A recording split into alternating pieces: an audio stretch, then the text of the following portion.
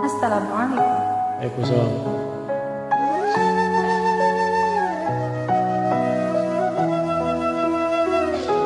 Sayang, opo kowe krungu cerita hatiku, mengharap engkau kembali.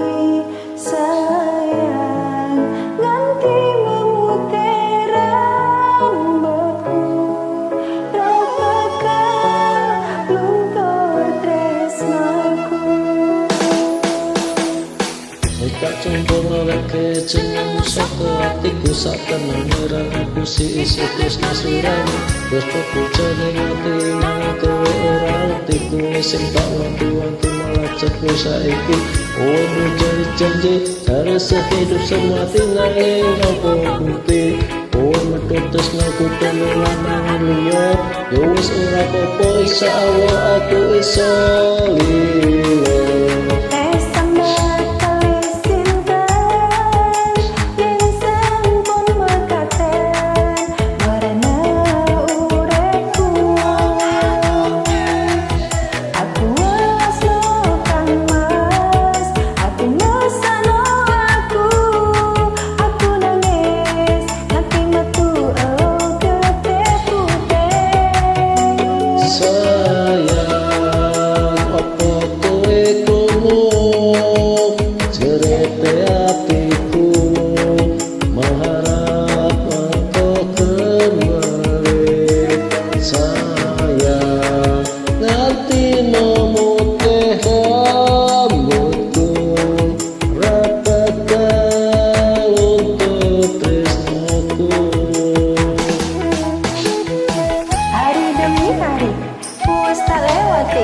Yen pancen carane kudu kuat ati, ibarate sego wis dadi bubur. Nanging tresno iki ora bakal luntur. Satemene aku iki pancen tresno awakmu, ora ono liyane sing iso dadi penggantimu. Wis kanggo awakmu sing cocok ning atiku, nanti atiku njerit atimu ora bakal temu. Masa bakal sinten sampun kata warna uripku, aku alasan dek, aku masalah aku nangis nanti metu elo getih putih.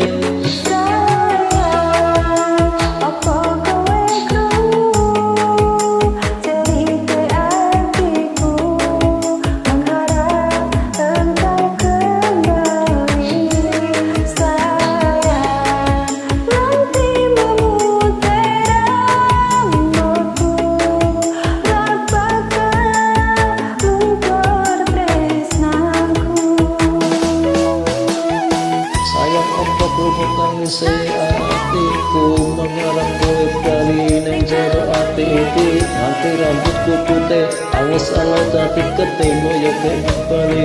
Lakon tresno suci, aku marang sliramu, suaraku ning atiku.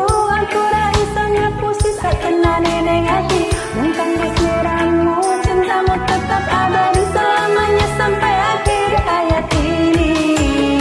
masa bakal sinten sampun kata warna uripku,